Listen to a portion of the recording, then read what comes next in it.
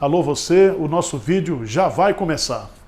Então, antes de começar, por favor, inscreva-se no nosso canal, curta e também ative o sininho para receber as novidades, tá bom?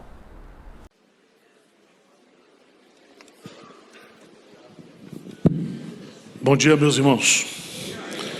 Abra sua Bíblia em Josué, capítulo 2.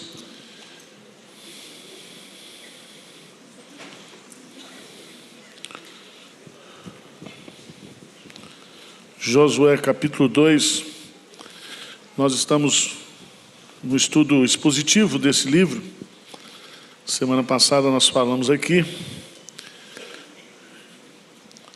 Josué estava com 90 anos quando assumiu o comando. Moisés morreu, o obituário dele está aí no capítulo 34 de Deuteronômio, né? Moisés, ele morreu saudável, né? E Josué vai morrer com 110 anos. Então, o conteúdo do livro de Josué cobre um período de 20 anos. O nome Josué, em hebraico, é o nome Jesus, e ele é um tipo de Cristo. Ele é o conquistador. E lá em Hebreus, capítulo 4, fica claramente marcado que Josué é um tipo de Cristo, porque Josué, ele é usado por Deus para fazer com que o povo tomasse posse da terra, do descanso. Mas há um outro descanso que o Josué verdadeiro, né, o Jesus Cristo vai dar para nós, que é a Jerusalém celestial. Tá certo? Ou Canaã, né? Quem é antiga, quem lembra daquele cântico?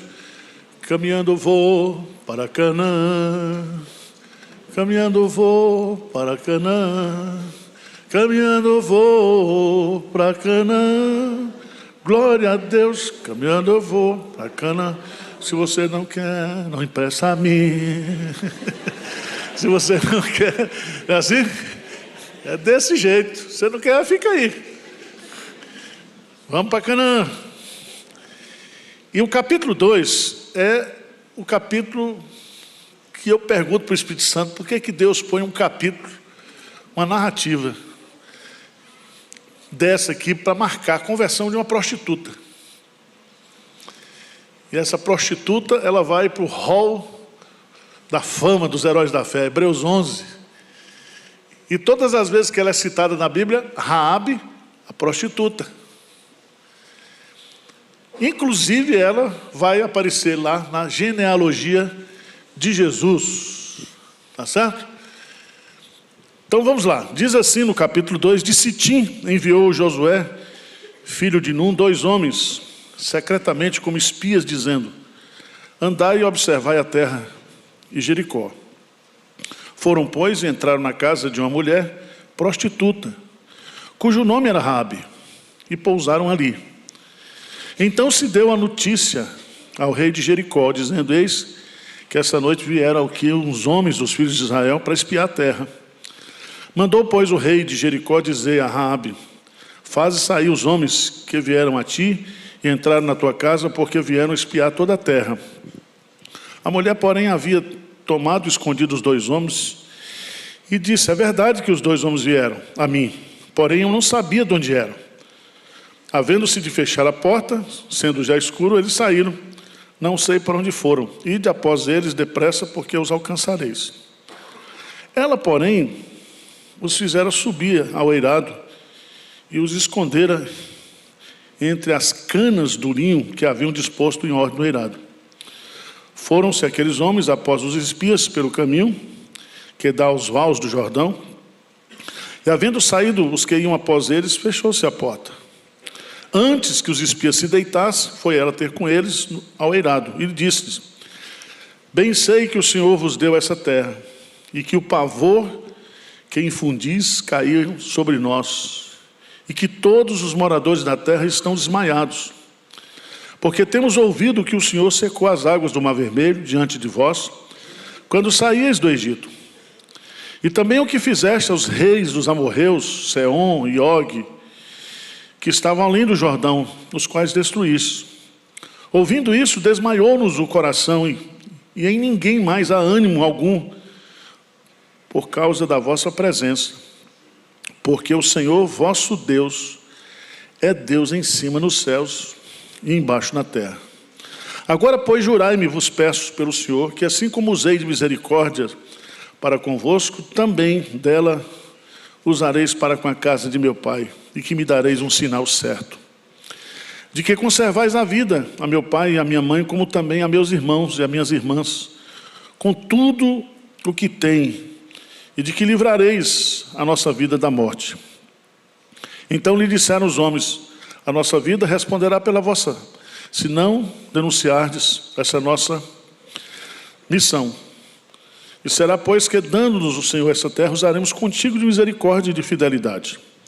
Ela então os fez descer por uma corda pela janela, porque a casa em que residia estava sobre o muro da cidade. E disse-lhes: ide-vos ao monte, para que porventura vos não encontrem os perseguidores.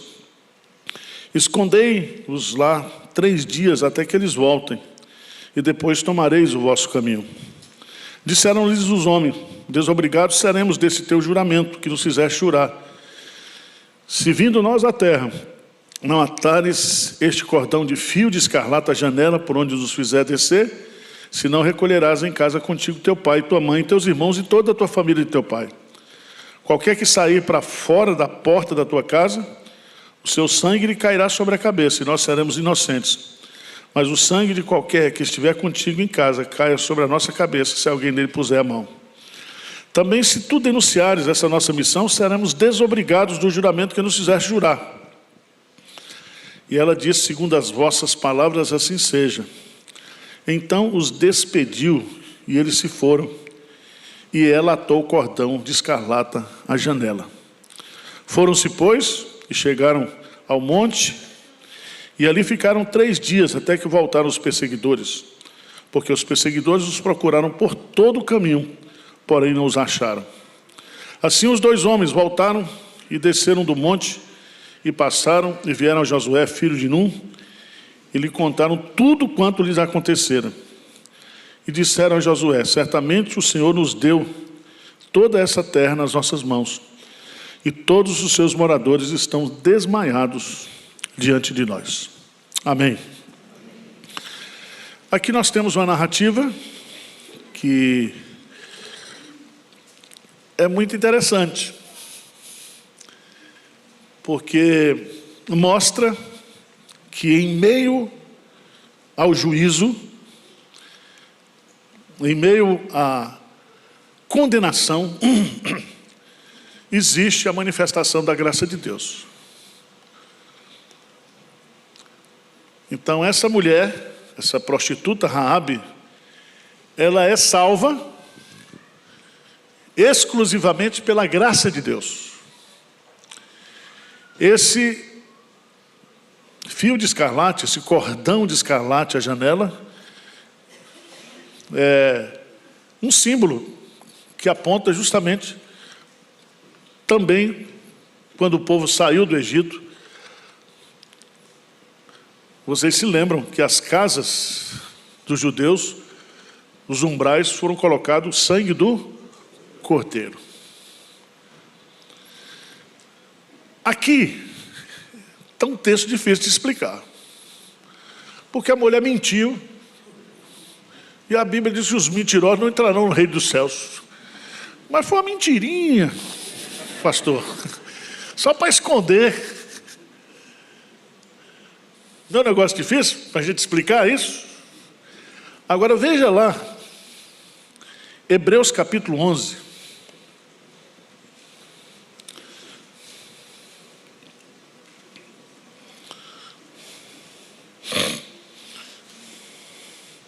Versículo 30 diz assim, Hebreus 11, 30, o que diz? Pela fé ruíram as mulheres de Jericó, depois de rodeadas por 7 dias.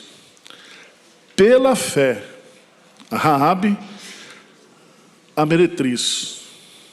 Veja que ela carrega essa marca. Não diz a prostituta, mas diz o quê? Meretriz. Não foi destruída com os desobedientes, porque a acolheu com paz aos espias. Então, por esse texto, porque a Bíblia explica a Bíblia, essa narrativa de Josué, capítulo 2, a atitude de Raabe foi uma atitude de fé. Veja lá no capítulo 2, versículo 11: ouvindo isto, desmaiou-nos o coração, e em ninguém há mais ânimo algum, por causa da vossa presença. Aí ela diz: porque o Senhor vosso Deus é Deus em cima nos céus e... Agora, pois, jurai-me vos peço pelo Senhor, que assim como usei de misericórdia para convosco, também dela usareis para com a casa de meu pai, e que me dareis um sinal certo. Lá adiante, no capítulo 6, se vocês observarem, tem a destruição da cidade. Mas no versículo 22, diz assim: então disse Josué aos 2 homens que espiaram a terra: entrai na casa da mulher prostituta, não é meretriz, prostituta, e tirai-a de lá com tudo quanto tiver, como lhe juraste. Então entraram os jovens espias e tiraram Raabe, seu pai, sua mãe, seus irmãos, e tudo quanto tinham. Tiraram também toda a sua parentela, e os acompanharam fora do arraial de Israel. Porém a cidade e tudo quanto havia nela queimaram.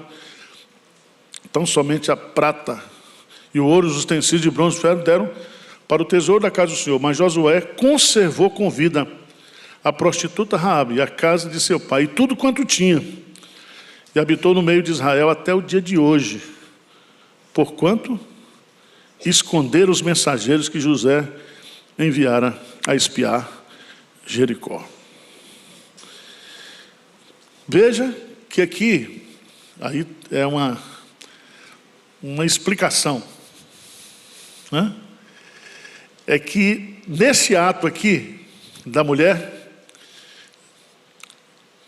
de reconhecer Deus como o único Deus, ela creu em Deus e ela trabalhou para que a sua família fosse completamente salva. Então a salvação de Raabe não foi salvação pelas obras, foi salvação pela fé. Veja lá em Mateus, capítulo 1,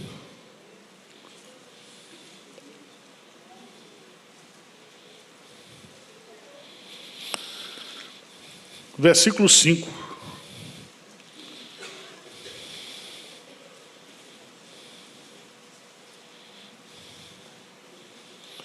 O que é que diz lá?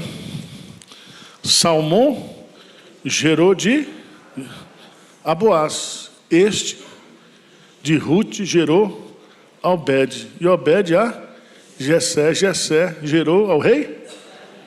Então Raabe entrou para a linhagem real. Tá certo? Ela foi fazer parte da tribo de Judá, de onde nasce Davi. Lembra que Ruth morou onde? Em Belém, na casa do pão. Onde foi que Jesus nasceu? Em Belém. Agora eu queria que você... Eu queria gastar um tempinho só para a gente dar uma explicada aqui. Aproveitar para explicar um pouquinho para vocês a doutrina da salvação. Veja Mateus, capítulo 1, versículo 21. Vamos ler juntos? Mateus 1, 21, o que diz? Ela dará à luz um filho, e lhe porás o nome, porque ele salvará o seu povo. Veja bem, aqui nós temos a doutrina da salvação. Por que a doutrina da salvação, ela existe, ela é necessária? Por causa do pecado. Veja que Jesus nasceu para salvar o seu povo dos pecados deles. E aí, você observa que Jesus não morreu por todos. Jesus morreu pelo seu povo. Alguns detalhes importantes. A doutrina da salvação, e aí do Salvador, a existência do Salvador, ela é necessária por causa do pecado. Essa palavra salvar aqui, ela é usada no Novo Testamento nos 3 tempos. Ele nos salvou, fato consumado. Ele nos salva, presente contínuo, processo. E ele nos salvará, Romanos 13, 11. A nossa salvação, ela se origina em Deus, ela se efetiva em Cristo e ela se concretiza através da ação do Espírito Santo. Então Deus nos escolheu, Cristo nos redimiu e o Espírito Santo nos converte e nos sela para a glorificação. Estão entendendo assim? Veja bem, e aqui, quando você pensa nos eleitos de Deus, doutrina da eleição, a eleição ela foi efetivada antes da fundação do mundo. E a Bíblia fala de um negócio chamado livro da vida. E Jesus diz assim: alegrai-vos, não porque vocês tiveram uma performance espiritual aqui fantástica, expulsando demônio, curando, mas alegrai-vos porque o vosso nome está escrito nos céus. Então vamos, vou simplificar. Então,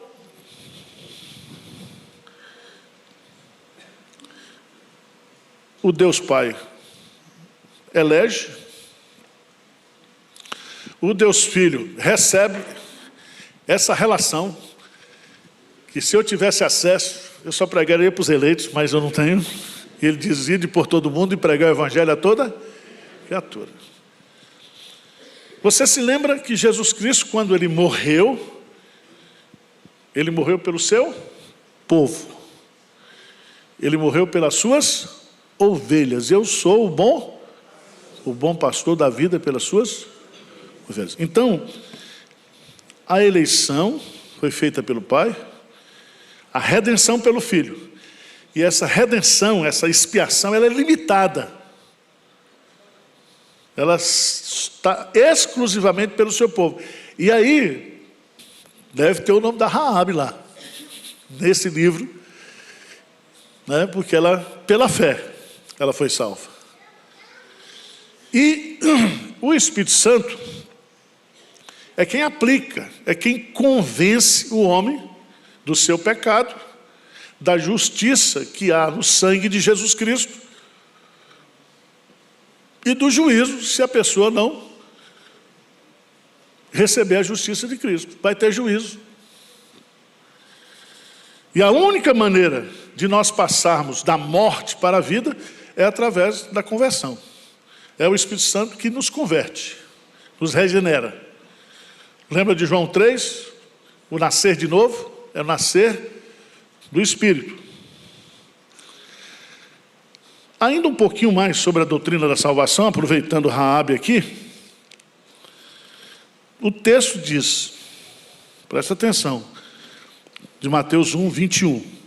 E ele, Põe na tela aí. E ele, porque ele salvará o seu povo dos pecados deles. Então vamos ver aqui. Essa frase tem pelo menos 4 sentidos. Primeiro, nós somos salvos do prazer do pecado. Como é que Deus nos salva do prazer do pecado? Produzindo em nós um novo nascimento.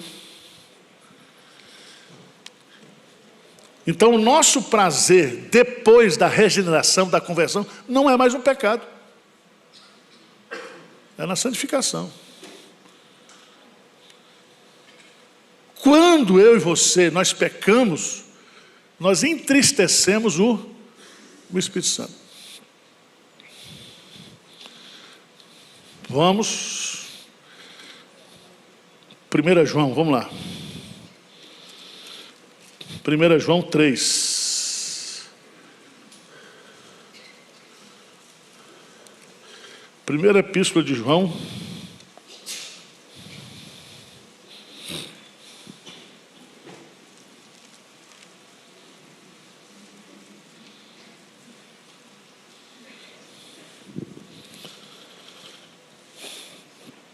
Primeira João 3, versículo 4 em diante, diz assim: todo aquele que pratica o pecado também transgride a lei, porque o pecado é a transgressão da lei.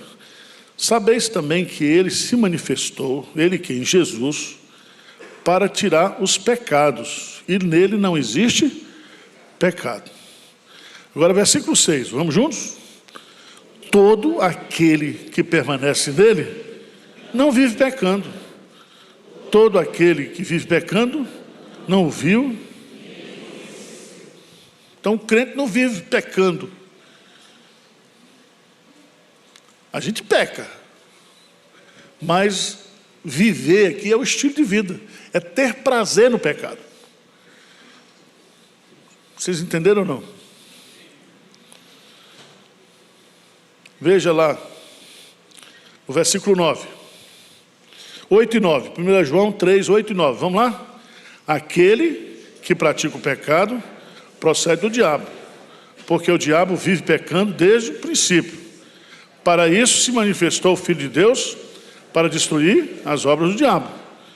Todo aquele que é nascido de Deus não vive na prática de pecado, pois o que permanece nele é a divina semente.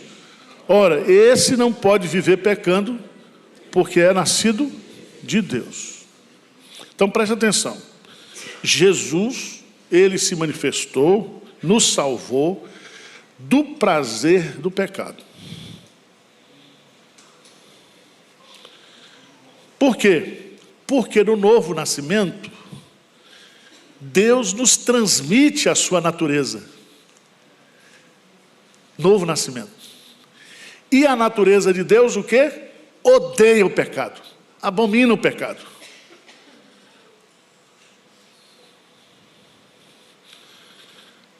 O pecado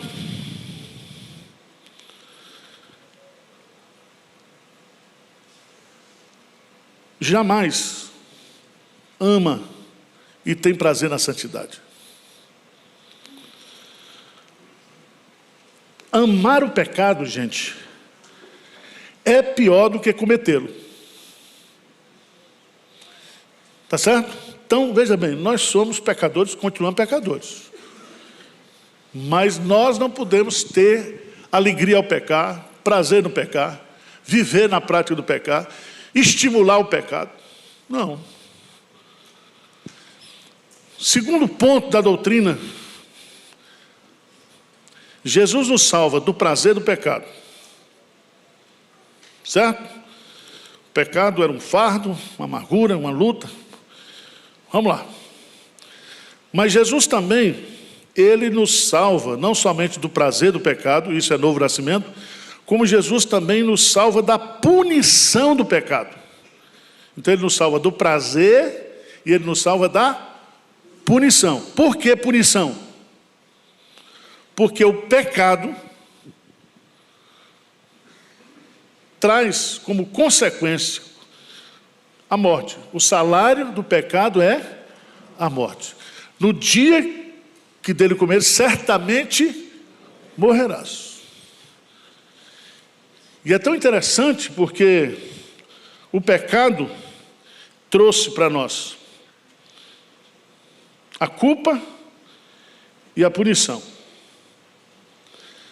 Quando Jesus, ele vai para a cruz e morre em nosso lugar, ele recebe sobre si a punição dos nossos pecados. O castigo que nos traz a paz foi colocado sobre ele. E aí, o que significa essa doutrina? A doutrina da justificação pela fé.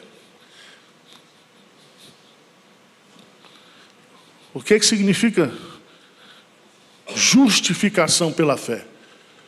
A justificação está lá em Romanos 5, primeiro. Todo mundo sabe de cor, não sabe? Romanos 5:1, o que diz?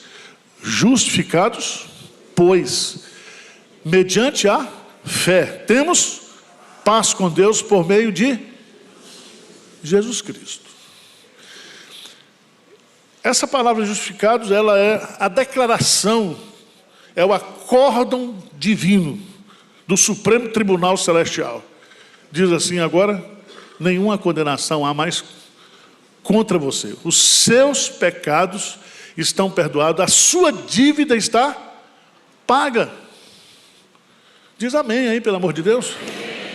Estou me esforçando para dar aula aqui. Então Deus, Ele não somente nos salva do prazer do pecado, mas nos salva das desgraças todas que o pecado traria para a nossa vida.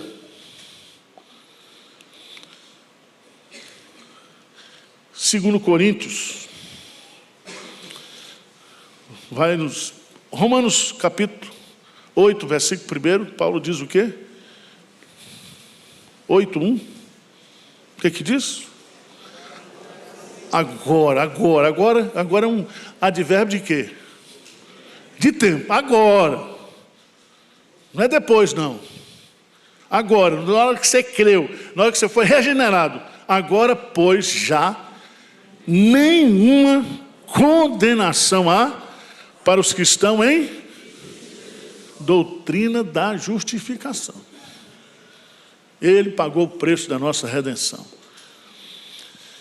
Então, você precisa entender isso, porque eu estou cansado de responder perguntas no Instagram.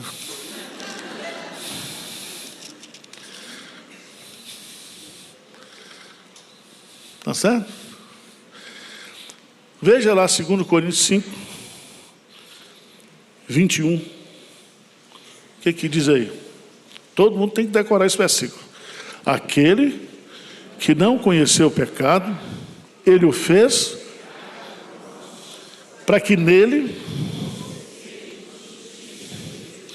Então veja bem, se você é crente, você já foi absolvido de todas as condenações de Deus.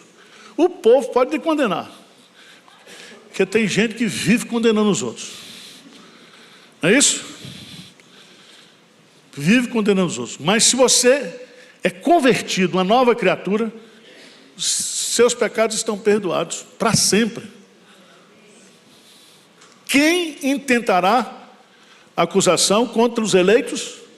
É Deus quem os justifica. Quem os condenará? Hein?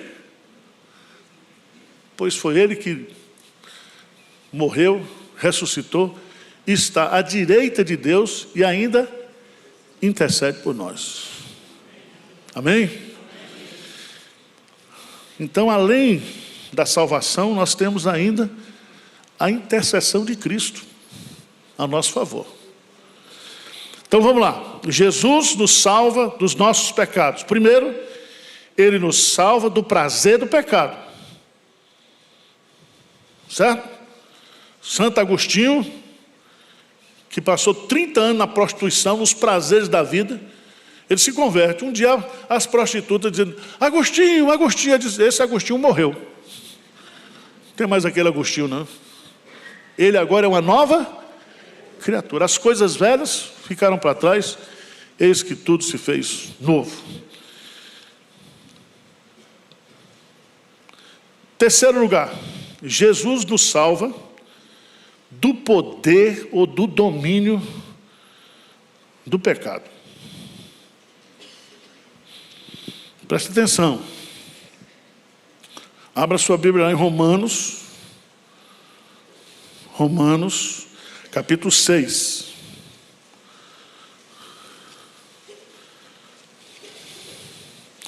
Romanos 6, versículo 12. Romanos 6, 12. O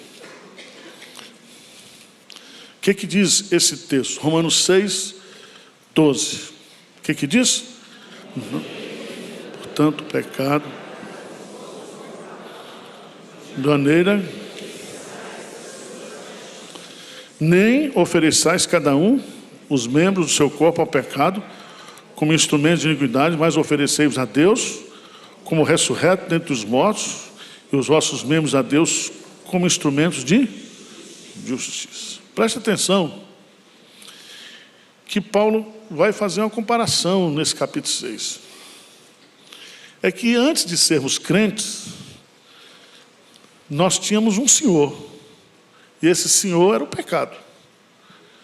Só que quando eu e você, nós fomos convertidos ou ressuscitados espiritualmente com Cristo, porque Ele vos deu vida, estando vós mortos nos vossos delitos e pecados. Vai haver uma mudança de senhorio agora. Não é o pecado mais o meu Senhor.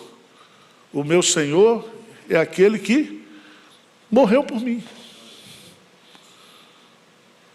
Então ele vai dizer claramente aqui: considerai-vos mortos para o pecado, mas vivos para Deus. Não reine, portanto, o pecado no vosso corpo mortal.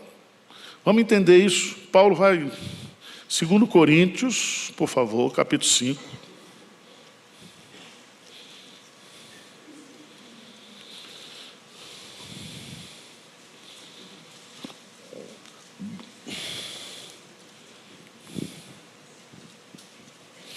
Versículo 14, 2 Coríntios 5, 14. Diz assim, 5, 14 em diante, vamos lá? Pois o amor de Cristo nos constrange, julgando nós isto: um morreu por todos, logo todos morreram. E ele morreu por todos, para que os que vivem não vivam mais, mas para aquele que por eles morreu e ressuscitou. Assim que nós, daqui por diante, a ninguém conhecemos segundo a carne. E se antes conhecemos Cristo segundo a carne, já agora não conhecemos desse modo. E ele completa: e assim, se alguém está em Cristo, é nova, as coisas antigas já passaram, eis que tudo. Então, gente, o pecado não tem mais domínio sobre nós. Certo? Você tem essa luta dentro de você. E vai vencer quem você alimentar. É igual briga de cachorro. Certo? Veja que lá em Gálatas, capítulo 5,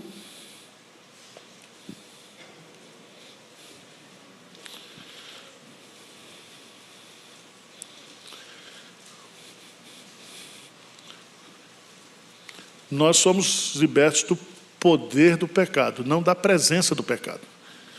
Então veja aí o que Paulo vai dizer.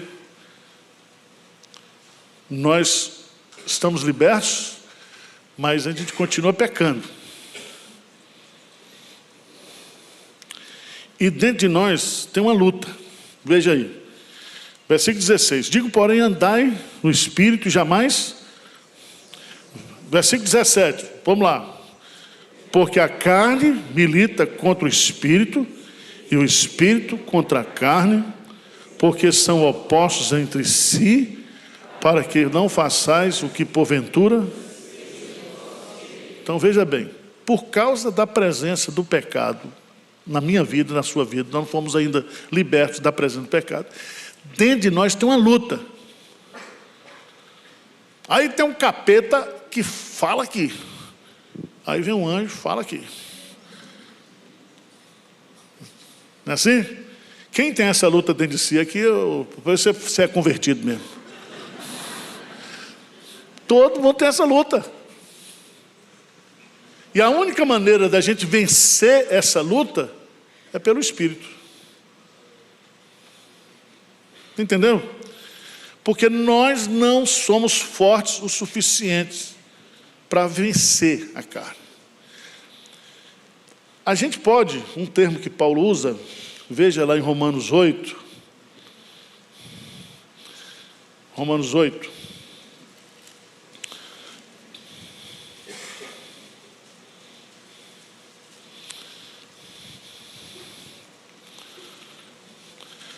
A partir do versículo 12, assim, pois, irmãos, somos devedores, não à carne, como se constrangidos a viver segundo a carne.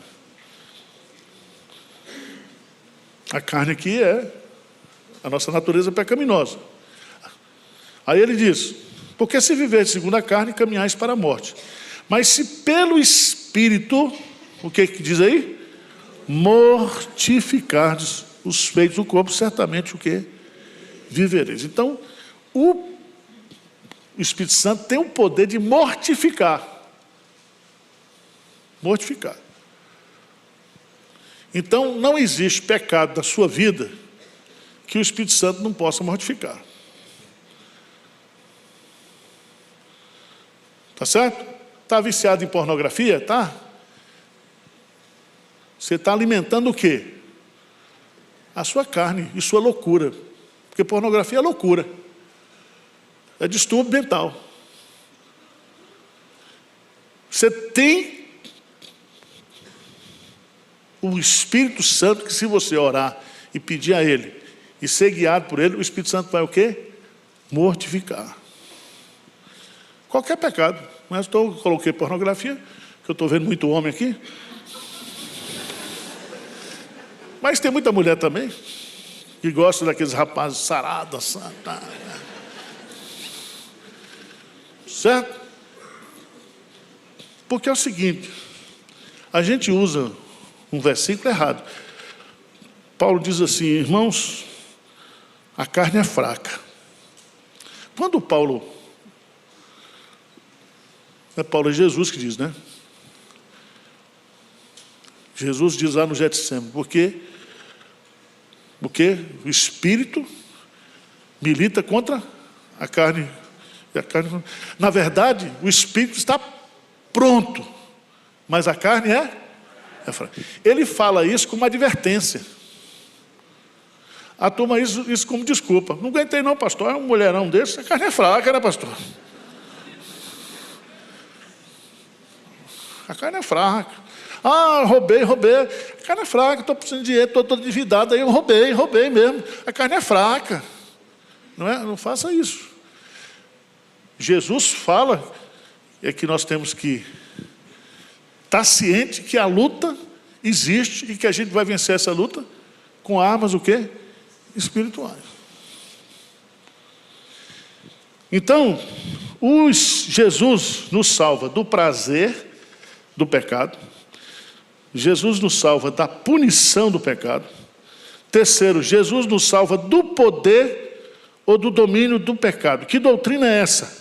É a doutrina da santificação. Regeneração é prazer, justificação é condenação, santificação é domínio. E para concluir, um dia o pecado será erradicado totalmente. E aí nós temos que entender que Jesus também nos salva da presença do pecado. Tem muitos textos que a gente poderia usar aqui. Veja lá, Romanos 13, versículo 11. Romanos 13, 11.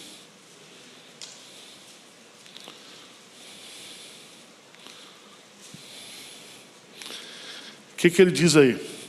E digo isto a vós outros, que conheceis o tempo, já é hora de vos despertardes do sono, porque a nossa salvação está agora mais perto do que quando? No princípio, cremos. Que salvação ele está dizendo aqui, a nossa salvação? É a nossa salvação da presença do pecado. E essa presença vai se dar ou com a nossa morte, por isso que morte de crente não é para ser chorada, não pode ser comemorada. Alguns a gente comemora. Por dentro. Por dentro. Já foi tarde. Né?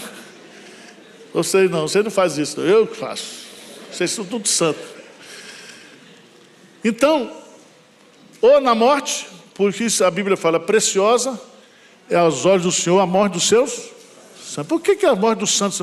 É porque o santo, quando ele morre, ele entra no gozo do Senhor. Ele se liberta de todas as consequências do pecado.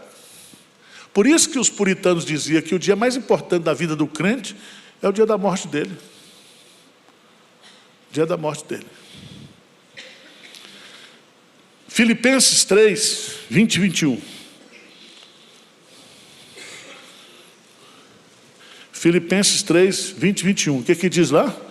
Vamos ler juntos. Vamos lá, gente? Vamos lá? Pois a nossa pátria está nos céus, de onde também aguardamos o Salvador, o Senhor Jesus Cristo, o qual transformará para ser igual ao corpo da sua glória, segundo a eficácia do poder que ele tem de até subordinar. Então, o nosso corpo, que tem a presença do pecado, se transformará, ou será transformado, um corpo de glória, igual ao de Jesus. Então, veja bem, na regeneração, nós temos a salvação do poder do pecado. Agora complicou. Aí não. Eu estava rindo tão bem, não estava? Agora, vamos lá, o homem chegou, o príncipe, vamos lá. Então, vamos repetir, para a gente entender por que Raabe foi salva. Eu estou falando dessa doutrina da salvação só por causa de Raabe. Tá certo? Então, vamos lá. Repete comigo. Regeneração é salvação do prazer do pecado. Justificação é salvação da penalidade do pecado. Santificação é a salvação do domínio do pecado. E glorificação é a salvação da presença do pecado. Então, quando você pega Raabe, uma prostituta, que tinha um bordel no muro de Jericó. Essa mulher, aos nossos olhos, não tinha nenhuma possibilidade de salvação. Certo? Eu não sei se era o tamanho da boate, a casa dela. E os espias também, eles foram para aquele lugar, eu presumo, porque era o lugar que eles não seriam achados. Porque eles não foram também para lá, para dar uma esticadinha na noite em Jericó, né? Para a balada de Jericó. Não foi. Eles eram crentes. Era um lugar que eles não podiam ser achados. E ali eles assumem o compromisso. Ela crê em Deus. Ela passa a ser uma nova criatura. Sua salvação foi completa. Ela e a sua casa, como aconteceu no carcereiro, eu e a minha casa. Então ela foi servir ao Senhor com toda a sua casa. Houve uma conversão ali. E aí ela aparece. É tão interessante, porque não cita Josué lá nos Heróis da Fé. Depois de Moisés, fala em Raabe. Não tem uns negócios esquisitos da Bíblia? Porque eu acho que tem muita gente que se acha aqui na terra, vai morar lá na favela no céu. Não tem favela, mas só para ilustrar, né? E outros que a gente pensa que não é nada, vai morar no Morumbi, né? Então, a forma, por isso que é muito perigoso. Pastor, fulano, está salvo ou não está salvo? Eu não sei se está salvo ou não. A Bíblia fala pelos frutos, mas tem muitos casos de morte aqui que a gente não sabe se a pessoa se converteu, etc. É a mesma coisa, você chega na UTI, está lá, o cara passou a vida toda errada e chega lá, prega o evangelho, se converte e entrega a vida para Jesus. O ladrão na cruz não foi assim? Então a salvação é pela graça. Pela graça. E aí, o que eu acho lindo nesse texto, nesse capítulo 2 de Josué, é que Deus, no meio do juízo, Ele manifesta a sua graça. Não é fantástico isso? Para que esse capítulo 2 aqui? Podia passar logo para o 3, não? Os espias vão lá, essa mulher se converte, essa mulher agora vai para o hall da galeria da fé, essa mulher agora vai entrar na linhagem de Davi. Então Jesus tem na sua linhagem uma prostituta, uma ex-prostituta, uma ex-meretriz. Tá certo? Porque a salvação é para pecadores mesmo. Para pecadores. Jesus veio salvar o seu povo dos pecados deles. Vamos embora. Vamos ficar de pé.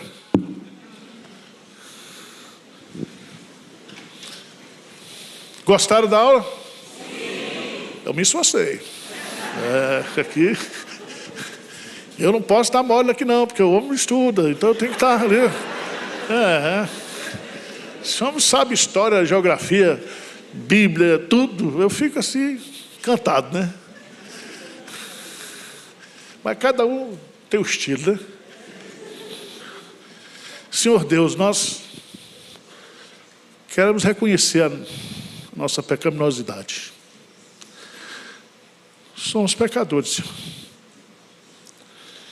E se não fosse a Tua graça, nós estaríamos indo para o inferno. Mas a Tua graça nos é suficiente. A Tua graça é abundante, é transbordante. A Tua graça é melhor do que a vida, Senhor. E nós queremos aqui, Pai, Te louvar, Te agradecer por tão grande salvação, por tão grande misericórdia. E que o Senhor nos ajude também a ser misericordioso com os outros, Pai. Tira de nós todo esse espírito de julgamento, de achar que nós somos melhores, mais crentes. Às vezes nos apegamos nos testemunhos da história para nos julgar uns aos outros, para achar que fulano vai para o céu, que ciclano não vai. Pai, o juízo é Teu. O Senhor é o juiz. O Senhor é quem julga retamente. Então, quebrando o nosso coração, coloca misericórdia, graça, para que nós possamos seguir a nossa jornada como igreja, nos encorajando, ajudando uns aos outros, levantando aquele que caiu, encorajando aquele que está desanimado. Nos ajude, Senhor. Nos ajude a ser mais rígidos conosco mesmo e mais maleáveis com os outros. Que nós possamos, ó Deus, ter compaixão daqueles que pecam, daqueles que lutam contra determinados pecados, e que a igreja seja um local de cura, de acolhimento, de nutrição, de edificação espiritual. Que a nossa igreja seja uma igreja acolhedora, que o amor de Cristo possa ser vivido aqui, possa ser expresso, não através do discurso, mas das atitudes, do comportamento, Senhor. Sustenta-nos com a Tua graça e com o Teu poder,